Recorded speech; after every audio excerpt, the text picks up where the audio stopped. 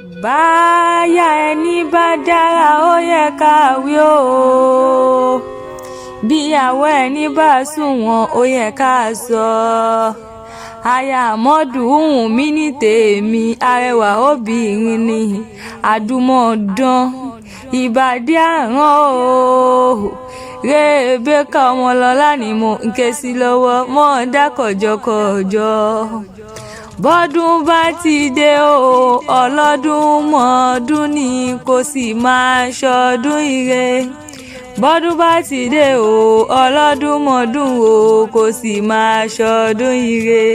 Lọ́dún orógbó orógbó àgbò o, lọ́dún obì obì àbàtẹ, ìwòyí àmọ́dún towó tọmọ tó pọ̀ kò sì máa ṣọdún ire. Ọmọlọ́lá bọ́dún bá ti dé o, ọlọ́dún mọ́dún ni kò sì máa ṣọdún ire. Ọmọlọ́lá Rèbékà o, aya Àmọ́dù Bello Ọlárewájú Isa ni mo ké sí o. Gbéra nílẹ̀ òdìdé, òní ní sọjọ́ bí rẹ. Ìyá Mojeed gbéra nílẹ̀ òdìdé kó o mọ́ dá kọ̀jọ̀kọ̀jọ̀, torí bá a bá dógún ọdún à ń pé bá a dẹ́gbẹ̀rún oṣù àkó ni òní ní sọjọ́ bí rẹ. Gangan mo ṣe súré wá bí kí tọmọdé tàgbà súnmọ́ bí kí wọ́n bá ọ dúpẹ́ ọlọ́jọ́ bí òní. Ẹ̀mí rẹ̀ á ṣe púpọ̀ ọdún nílé ayé o, wàá pẹ́ bí àwọn ará iwájú ti ń pẹ́. Òní báráyé fọwọ́ tì í, torí a kì í foyín sẹ́nu károjú. Ayé rẹ̀ adùn ni o sì ní mọ̀kòrò láyéláyé. Ìyá Fatia tí ń ṣọjọ́ bí lónìí, ìyá Àlíyà, ìyá Mọ́ríàmọ̀ mi gangan, aya Àmọ́dù Bello ni mo ń ké sí. Aya Ọlárewájú ọmọ Isa, mọ́ dá kọ̀jọ̀kọ̀jọ̀. Rèbékà o, arẹwà obìnrin ni Ọmọlọ́lá, kóríjó pẹ́ kóríjó gbó. Àṣeyíṣà mọ́dún nínú owó, àṣeyíṣà mọ́dún nínú ọlá, àṣeyíṣà mọ́dún nínú àìkú tí ń ṣe báàlẹ̀ ọ̀rọ̀ lọ́lẹ̀ Elédùmarè. Mo pé Rèbékà Ọmọlọ́lá o ti bá wọn jẹ́wé gbégbé, ayé ò ní gbé ọ lọ. Ìwọ ti bá wọn jẹ́wé tẹ̀tẹ̀, ayé ò gbọ́dọ̀ tẹ ọ mọ́lẹ̀. A kì í bínú kán kádà kán sómi, a kì í bínú yọ kádà yọ sí èpẹ̀. Ayé ò ní bínú rẹ láéláé. Gbogbo ibi tó bá dé láyé, òkè òkè ló mọ̀ rè lágbára Elédùmarè ọba mi ni.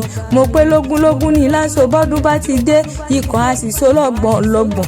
Rèbékà Ọmọlọ́lá aya Àmọ́dù o ti wá ṣe tọdún ọdún èyí tán. Ohun gbogbo wa a ó jọ ṣe tẹ̀mí towó tọmọ lọ́lẹ̀ Elédùmarè ni. Rèbékà Ọmọlọ́lá Isa o, aya Àmọ́dù Bello ni mo ń ké sí lọ́wọ́lọ́wọ́. Happy birthday to you o, aya Bello tí ń ṣọjọ́ bí lónìí, aya Bello tí ń ṣọjọ́ bí lónìí. Mo pé kó o mọ̀ dá kọ̀jọ̀kọ̀jọ̀. Ìyá Mọ́ríàmọ̀ tí ń ṣọjọ́ bí lónìí, ìyá Fatia tí ń ṣọjọ́ bí lónìí ni mo ń ké sí lọ́wọ́lọ́wọ́, kóríjó pẹ́. Mo pé ṣèbí ilé àwọn ọkọ rẹ, ọmọ ẹlẹ́ṣin ọba ni wọ́n kí oríkì àwọn ọkọ tó fẹ́ ọgangan. Afẹ́gbà obì tọrọ, ọmọ òpómúlérò mojà lẹ́ẹ̀kọ́, ọmọ ẹ̀rín ọba méjì ni wọ́n kí wọn. Ọmọ Aláàfin Ọ̀yọ́, ọmọ Òjàjà tó làlú Ọ̀yọ́ já nílé bàbá ọkọ rẹ gangan, aya Isa. Ṣé kí n wá fẹsẹ̀ kan pápá pàdé lè bàbá tó bí ọlọ́mọ gangan ni? Àní ṣé kí n mọ́ ọ lọ ṣòsì nǹkan kan? Ọmọlọ́lá Rèbékà tí ń ṣọjọ́ bí lónìí, aya Àmọ́dù Bello Ọlárewájú Isa, mọ́ ògbóríkì bàbá tó bí ọlọ́mọ gangan. Òkè ríro níṣẹ́lẹ̀ àwọn bàbá rẹ̀, ọmọ ọlọ́fà àjàkà ni wọ́n kí wọn. Ọmọ àgbájọ ọwọ́ ni wọ́n fi ń sọ̀yà nílé bàbá tó bí ọlọ́mọ. Irú wa ògiri wa lẹ fi dálẹ̀ ihò nílé bàbá tó bí ọ. Àfijọ́ àgbẹ̀ tí ń roko nílé àwọn bàbá ẹ̀yìn. Àwọn aṣọ òfin bí ẹni hùn karùn ni wọ́n kí wọn nílé bàbá tó bí ọlọ́mọ. Ẹ̀yin kì í tọrọ aṣọ òfin o, àgbẹ̀ ń bẹ nílé bàbá ẹ̀yìn kì í tọrọ ẹran ọ̀gbẹ́ rárá. Rebecca Ọmọlọ́lá kú ọdún jẹ́ ń bá ọ délé àwọn ọkọ rẹ. Ilé Amadu Bello Ọlárẹ̀wájú ọmọ Isa ni mò ń wí. Ọmọ ẹlẹ́sìn ọba ni wọ́n afẹ́gbà obì tọrọ lọ́nà. Ọmọ òpómúlérò mọ̀já lẹ́kàn. Ọmọ ẹ̀rin obì méjì. Ọmọ àfihàn Ọ̀yọ́ ọmọ jẹjà tó làlú Ọ̀yọ́ já ni wọ́n kí àwọn ọkọ ẹ gangan. Ìyá Mariam tí ń ṣọjọ́ òbí ló ní. Ìyá Fatia mọ́ ọgbọ́n dídùn ẹnu ni. Mo pa àwọn lọ́mọ abẹ́gún jẹbọ wọ́n má bá rọ ọ̀hún. Ọmọ bàbá wa rí gún kọ́ wọ́n ní wọ́n gbọ́dọ̀ ìṣẹ̀bọ. Bí wọ́n rákàlà màgbò wọ́n gbọ́dọ̀ ìṣòro.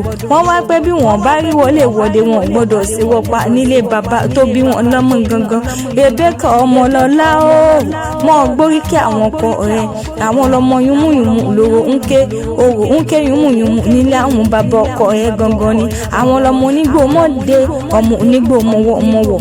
Àjòjì tó bá wà wọ́ gbòòrò ń kọ́ yóò dẹ̀bọ̀ra nílé àwọn ọkọ rẹ̀ gangan ni. Mo ní kọ́ wá fọdún òwò yìí ràn mí lọ́jọ́ sí.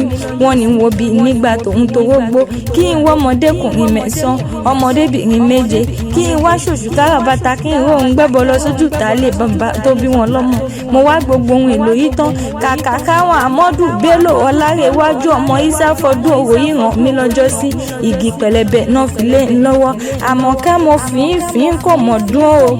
Rebecca Ọmọlọ́lá mọ̀ gbọ́ ìgbà tí n tó gbé lulẹ̀ ló wá kún yùmùyùmù nílé àwọn bàbá ọkọ ẹ gangan. Òwò wá gbójúlé àwọn bàbá mi kan. Àṣẹ Ìṣà mọ́dún aya Bello tí ń ṣọjọ́ òbí ló ní. Aya Amadu kó o gbó bí olúgbogbo ti ń gbó kó o gbó bí olúgbogbo ti rí gbò kó o fọwọ́ pawó kó o fèrègì ìjòbì.